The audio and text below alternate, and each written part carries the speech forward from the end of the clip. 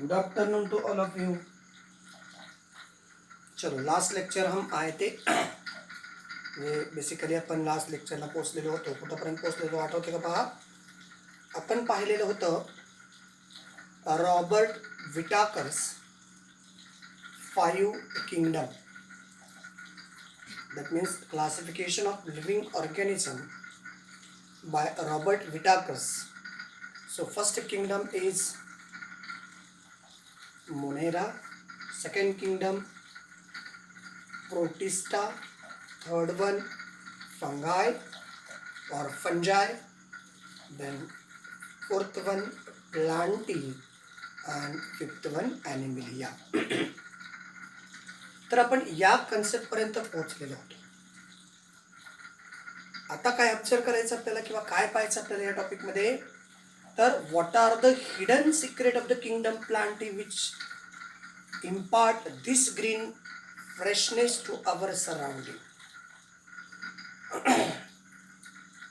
या ज्या प्लांट्स आहेत, या प्लांट्स कडं असं काय सिक्रेट दडलेलं आहे ज्याच्यामुळं हा सगळा परिसर किंवा हे सगळं सराउंडिंग आपल्याला कसं दिसतंय? ग्रीन दिसतंय. काय आहे? तर हे जे प्लांट्स आहेत, या प्लांट्स कडं क्लोरोफिल नावाचा कन्सेप्ट आहे. कंटेंट्स आहेत, नॉट फॉर कन्सेप्ट, कंटेंट्स आहेत. क्लोरोफिल कंटेंट्स आहेत आणि हे क्लोरोफिल प्लांटच्या लीव्समध्ये असतात, त्याच्यामुळं त्याला ग्रीन कलर येतो. त्याचबरोबर हे प्लांट सनलाईट ॲब्सॉर्ब करतात आणि फोटोसिंथेसिस प्रोसेस करतात. तर हेही तेवढंच. तर हे जे सराउंडिंग आहेत, हे सराउंडिंग त्याच्यामुळं फ्रेश पाहायला मिळतं. त्याचबरोबर आणखीन काही आहे का? तर just how much diversity is there in this kingdom. तर या प्लांटी किंगडममध्ये खूप सारी बायोडायव्हर्सिटी आहे, खूप सारी व्हरायटी आहे. डायव्हर्सिटी मीन्स, कालच मी लास्ट लेक्चरला सांगितलं, what is a diversity? Diversity means variety. Bio means life. There are the different life on the surface of earth and there are the different varieties which are available on the, so that is a diversity means variety of plant which is available on the surface of earth. So we are going to start the kingdom plantae. तर त्याच्याबद्दल आपण थोडंसं discuss करणार. तसं basically kingdom Plantae is classified by kingdom Plantae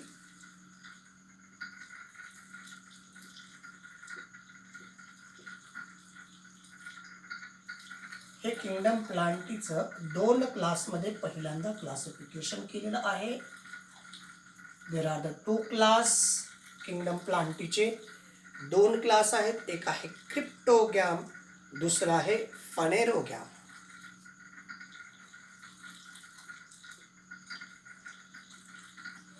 क्रिप्टोगॅम, फनेरोगॅम. अलग लक्षात, हे 2 main class आहेत. आता हे 2 मेन क्लास काय आहेत? म्हणजे क्रिप्टोगॅम मध्ये अशा प्रकारचे प्लांट्स येतात ज्या प्लांट्सला फूड प्रोड्यूस होत नाहीत किंवा सीड डेव्हलप होत नाहीत किंवा सीड प्रोड्यूस होत नाहीत. अशा प्लांट्सला आपण क्रिप्टोगॅम म्हणतो. आणि ज्याच्यामध्ये फूड प्रोड्यूस होतात किंवा ज्याच्यामध्ये सीड प्रोड्यूस होतात, म्हणजे सीड ज्याच्यामध्ये आहे, ज्याला सीड अवेलेबल आहे, अशा सर्व प्लांट्स फनेरोगॅममध्ये येतात. म्हणजे ह्या कुठल्या plant? Do not produce seed, do not produce seed. आणि हे कुठल्या येतात? Produce seed. प्रोड्यूस सीड म्हणजे फनेरोगॅम या व्हरायटीच्या ज्या काही प्लांटी आहेत त्या प्लांटी सीड प्रोड्यूस करतात. तर क्रिप्टोगॅम नावाच्या ज्या प्लांट्स आहेत, म्हणजे बेसिकली प्लांटीचे 2 क्लासमध्ये क्लासिफिकेशन केली. किंगडम प्लांटी सीड अवेलेबल आहेत किंवा अवेलेबल नाहीत या बेसवरती 2 प्रकारे क्लासिफाय केलेलं आहे, क्रिप्टोगॅम आणि फनेरोगॅम. क्रिप्टोगॅम म्हणजे ज्याच्यामध्ये सीड प्रोड्यूस होत नाहीत अशांना क्रिप्टोगॅम म्हणायचं, आणि ज्याच्यामध्ये सीड प्रोड्यूस होतात त्याला म्हणायचं फनेरोगॅम. त्याचबरोबर आणखीन काय आहे? या सीड प्रोड्यूस होत नाहीत या बेसवरती 3 प्रकारचे पुन्हा क्लासिफिकेशन केलेलं आहे. Thallophyta, Bryophyta and Pteridophyta. क्रिप्टोगॅमचं 3 प्रकारे क्लासिफिकेशन. थॅलोफायटा,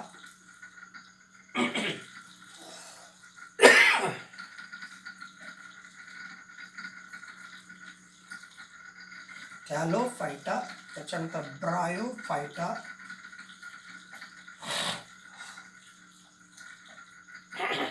BRYO, आणि Pteridophyta.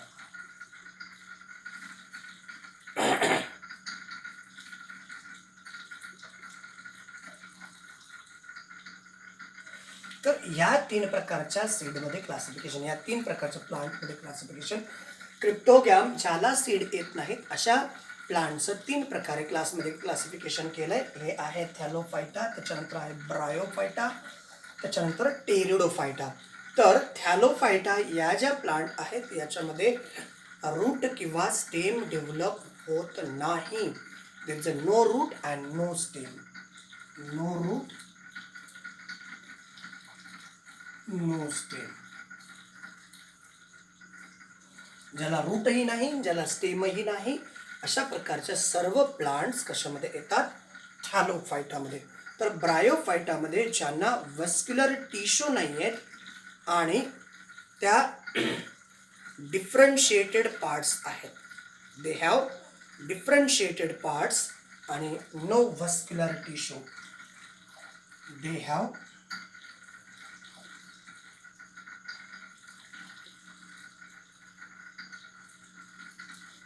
differentiated part and no vascular tissue. No vascular tissue. तर या 2 बेसवरती याला क्लासिफिकेशन केले. आणि त्याच्यानंतर येतो टेरिडोफायटा. तर टेरिडोफायटा हा सुद्धा विदाऊट सीड, म्हणजे सीड प्रोड्यूस न करणाऱ्या प्लांट्समध्ये त्याचं क्लासिफिकेशन केलेलं आहे.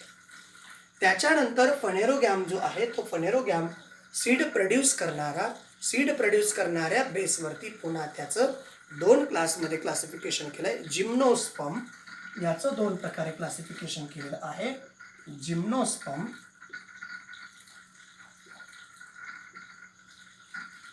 And angiosperm. Gymnosperm and angiosperm म्हणजे ज्याचं सीड डोळ्याने दिसतं, नेकेड सीड, ज्याचं सीड डोळ्याने दिसतं, नेकेड सीड, त्याला म्हणायचं जिम्नोस्पर्म. याला म्हणू आपण नेकेड सीड. आणि याला म्हणू कवर्ड सीड. कवर्ड सीड म्हणजे ज्या प्लांटचं सीड आपल्याला डायरेक्टली डोळ्याने दिसतं त्याला म्हणायचं जिम्नोस्पर्म या प्रकारच्या प्लांट्स. आणि ज्याचं सीड आपल्याला डायरेक्टली डोळ्याने दिसत नाही त्याला म्हणायचं काय? त्याला काय म्हणायचं? Angiosperm plant. आणि जे डोळ्यांना दिसतं किंवा ज्याचं कवर्ड आहे ते कवर्डचं पुन्हा 2 प्रकारे क्लासिफिकेशन. मोनोकॉट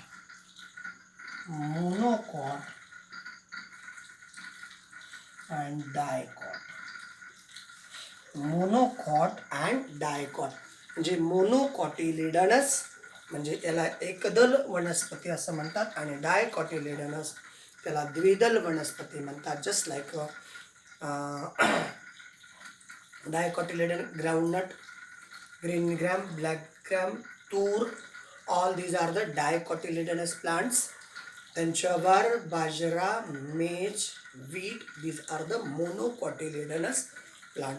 तर अशा प्रकारे किंगडम प्लांटीचं क्लासिफिकेशन करण्यात आलेलं आहे. Once again, so kingdom Plantae basically we observe the kingdom Plantae. त्याच्यावरती काही क्वेश्चन आहेत, त्याच्याबद्दल आपण डिस्कस करणारच आहोत. किंगडम प्लांटी बेसिकली 2 टाईप्समध्ये क्लासिफिकेशन केलेलं आहे. एक आहे जिम्नोस्पर्म, दुसरा आहे क्रिप्टोगॅम आणि दुसरा आहे फनेरोगॅम. आता क्रिप्टोगॅम म्हणजे अशा प्रकारचे प्लांट ते सीड प्रोड्यूस करत नाहीत, तर फनेरोगॅम नावाचे जे प्लांट्स आहेत ते सीड प्रोड्यूस करतात. मग सीड प्रोड्यूस न करणाऱ्या बेसवरती थॅलोफायटा, ब्रायोफायटा, टेरिडोफायटा. थॅलोफायटामध्ये स्टेम किंवा रूट अवेलेबल नसतं. ब्रायोफायटामध्ये डिफरन्शिएशन, खूप सारं डिफरन्शिएशन याच्यामध्ये पाहायला मिळतं, पण त्याच्यामध्ये व्हस्क्युलर टिश्यू नाही आहेत. टेरिडोफायटा फक्त सीड प्रोड्यूस न करणाऱ्या बेसवरती याचं क्लासिफिकेशन केलेलं आहे.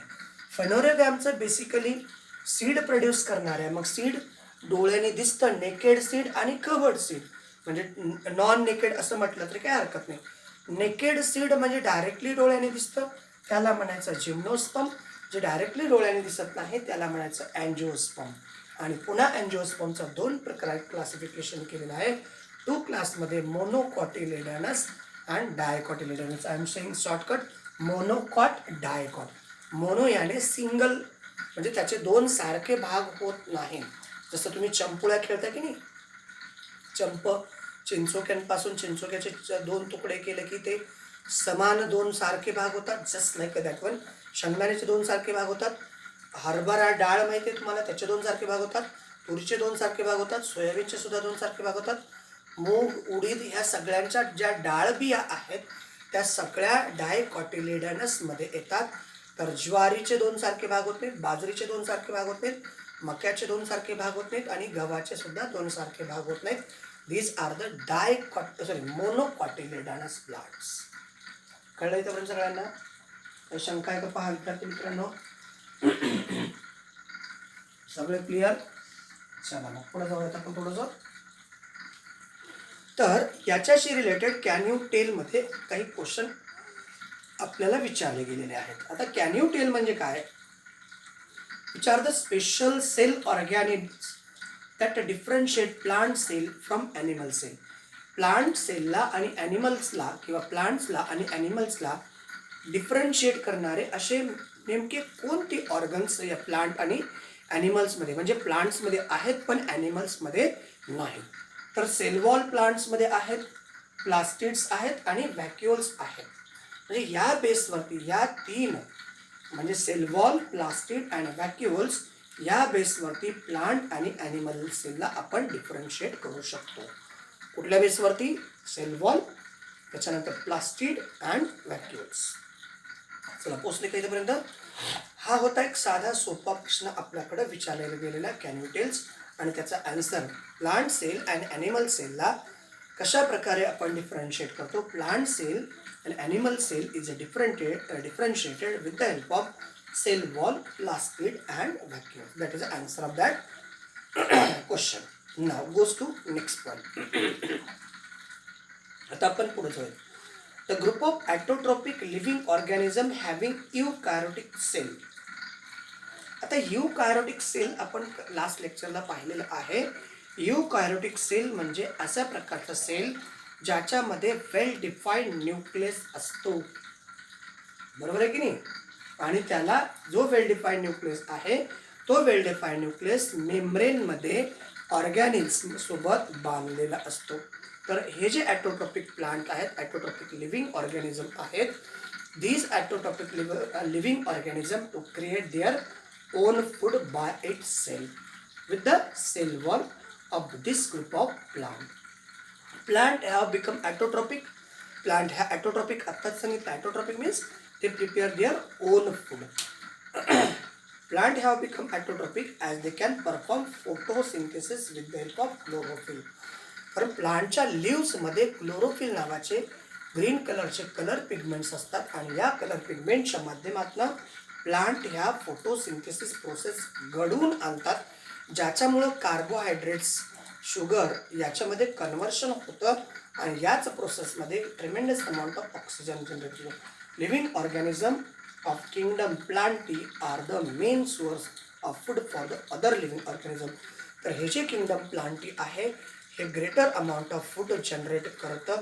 हे प्रोड्युसर आहेत, हे खूप मोठ्या प्रमाणात फूड प्रोड्यूस करतात आणि हे प्रोड्यूस केलेले फूडवरती बाकीचे सगळे ॲनिमल डिपेंड्स असतात. Got it? म्हणजे हे प्लांटी जे म्हणजे हे प्लांटी व्हरायटीमध्ये किंवा प्लांटी किंगडममध्ये जे काही ऑर्गॅनिझम येतात ते सर्वच्या सर्व फूड जनरेट करतात. हे फूड कोणाला? अदर लिव्हिंग ऑर्गॅनिझमला. ऑल अदर लिव्हिंग ऑर्गॅनिझमला फूड जनरेट करण्याचं काम किंगडम प्लांटी हे करत असतं. चला, पोचले काही तर सगळे सुखरू? नक्की पोचले? काही शंका आहे का विद्यार्थी मित्रांनो? चलो फिर आगे चलते हैं थोड़ा सा. आता आपल्याला पाहायचंय बेसिस फॉर क्लासिफिकेशन. म्हणजे कुठल्या बेसवरती हे जे क्लासिफिकेशन केलेलं आहे प्लांटचं, कुठल्या बेसवरती. आता हे किंगडम प्लांटीचं क्लासिफिकेशन मांडलेलं आहे बघा. तर आपण या ठिकाणी presence or absence of organs is the first criteria for the classification of plant. म्हणजे कोणते ऑर्गन्स प्रेझेंट आहेत आणि कोणते ऑर्गन्स अब्सेंट आहेत, या बेसवरती प्लांटचं पहिल्यांदा क्लासिफिकेशन केलं गेलं होतं. म्हणजे कदाचित असंही असेल, काही झाडांना खूप साऱ्या फांद्या येतात, काही झाडांना फांद्या खूप साऱ्या येतच नाहीत, काही झाडांना खूप सारे फळं येतात, काही झाडांना फळं येतच नाहीत. म्हणजे हे डिफरंट टाईप्स ऑफ ऑर्गन्स आहेत. पानं खूप सारे येतात, पानं येत नाहीत, किंवा अशा, किंवा फुलं येतात, फुलं येत नाहीत. अशा ह्या प्रेझेन्स किंवा अब्सेन्स ऑर्गनच्या बेसवरती प्लांटचं क्लासिफिकेशन केलेलं आहे. त्याचबरोबर दुसरा मुद्दा आहे presence or absence of separate conducting tissue for conduction of water and food in the next consideration for the classification किंवा फॉर क्लासिफिकेशन. म्हणजे ज्या प्लांट्स अवेलेबल आहेत अर्थ सरफेसवरती युनिवर्समध्ये, तर त्याचं काही पार्ट प्रेझेंट किंवा काही पार्ट अब्सेंट आहेत. तर मग कोणते पार्ट? कंडक्टिंग टिश्यू काही प्लांटकडं आहेत किंवा काही प्लांटकडं नाहीत. ते काय काम करतात? त्या कंडक्ट करतात. काय कंडक्ट करतात? वॉटर आणि food material for next classification. म्हणजे नवीन क्लासिफिकेशन जनरेट होण्यासाठी, म्हणजे नवीन प्लांट तयार व्हावं यासाठी त्यापासून जनरेशन करण्याचं काम, म्हणजे त्याचा सहभाग याचा होतो. म्हणजे काही प्लांटकडे कंडक्टिंग टिश्यू आहेत, तर कशा प्रकारचे आहेत? काही प्लांटकडे कंडक्टिंग टिश्यू आहेत किंवा नाही आहेत, या बेसवरती सुद्धा प्लांटचं क्लासिफिकेशन केलेलं आहे. Do the plant bear seed? प्लांटला सीड येतात का? हां, त्याचं रिझन आहे, प्रत्येकच प्लांटला सीड येतातच असं नाही. काहीला सीड येतात तर ते दिसतात, काहीला सीड येतात तर ते दिसत नाहीत, काहीला सीड अवेलेबल नसतात. If they do then whether the seed are close in a fruit or not. जर फ्रूट म्हणजे सीड होतच असेल तर ते सीड फ्रूटच्या आतमध्ये आहे किंवा फ्रूटच्या बाहेर आहे. It also important criteria for classification. म्हणजे काही जणांचं क्लोज सीड आहे, काही जणांचं ओपन सीड आहे. या बेसवरती सुद्धा त्याचं क्लासिफिकेशन. आणि finally plants are groups depends upon number of cotyledons in the seed.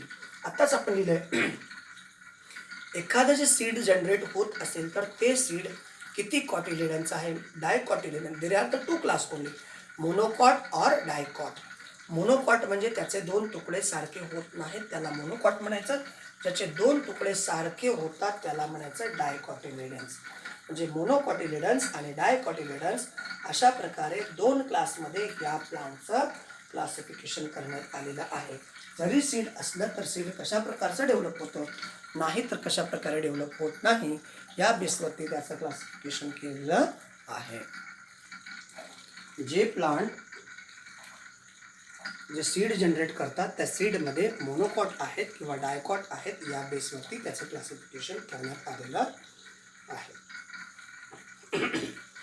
At the higher level of plant classification, म्हणजे हायर लेवलला, आता आपण हे सिम्पल लेवलपर्यंत क्लासिफिकेशन करतो. हायर लेवलला मात्र त्यांच्या characteristics, different characteristics of are considered for the classification. म्हणजे वेगवेगळे कॅरेक्टरिस्टिक्स त्या ठिकाणी कन्सिडर केले जातात. For example, depending upon absence and presence of flower, fruit and seed. म्हणजे काही जणांना फुलं येतात का, काही जणांना फळं येतात का, काही जणांना फ्रूट्स येतात का. त्याचबरोबर plant are classified as cryptogam or phanerogam. बघा, किंगडम प्लांटीचं क्रिप्टोगॅम आणि फनेरोगॅम. हा आहे क्रिप्टोगॅम. क्रिप्टोगॅम म्हणजे काय? ज्याला सीड येत नाहीत त्याला म्हणायचं क्रिप्टोगॅम, ज्याला सीड येतात त्याला काय म्हणायचं? फनेरोगॅम. तर अशा प्रकारे क्लासिफिकेशन केलेलं आहे. त्याच्यानंतर पुन्हा त्याचं depending upon whether the seed are enclose, within a fruit or not, म्हणजे सीड आतमध्ये बंद आहे की ओपन आहे याच्यावरती पुन्हा त्याचं दोन प्रकारे classification. Phanerogam are classified as gymnosperm. फनोरोगॅमचं दोन प्रकारे क्लासिफिकेशन, जिम्नोस्पर्म नेकेड सीड आणि अँजिओस्पर्म क्लोज सीड किंवा कव्हर सीड, अशा प्रकारे त्याचं क्लासिफिकेशन केलं आहे. Angiosperm are further classified. अँजिओस्पर्मला पुन्हा क्लासिफिकेशन केलं आहे monocotyledonous even dicotyledonous depending upon number of cotyledons in seed. तर अशा प्रकारे बेसिकली हे दोन क्लास आहेत. तिकडचं नाही आहे आपल्याला. आपल्या सिलेबसला थॅलोफायटा, ब्रायोफायटा, टेरिडोफायटा आत्ता तरी नाही आहे. म्हणजे आपल्याला सध्या काय आहे, प्लांटीचं हायर लेवलला दोन प्रकारे क्लासिफिकेशन केलं, जी क्रिप्टोगॅम आणि phanerogam depending upon seed, fruit, flower या बेसवर. आणि याचं पुढचं क्लासिफिकेशन आहे फनेरोगॅमचं क्लासिफिकेशन आहे जिम्नोस्पर्म, अँजिओस्पर्म, आणि अँजिओस्पर्मचं पुन्हा दोन प्रकारे क्लासिफिकेशन आहे. तर अशा प्रकारे बेसिस ऑफ क्लासिफिकेशन हा पॉईंट या ठिकाणी संपतो आणि नेक्स्ट पॉईंटला आपण नेक्स्ट व्हिडिओमध्ये घेऊन येणार. तो तसं पण या ठिकाणी थांबूयात. Thank you, thanks a lot.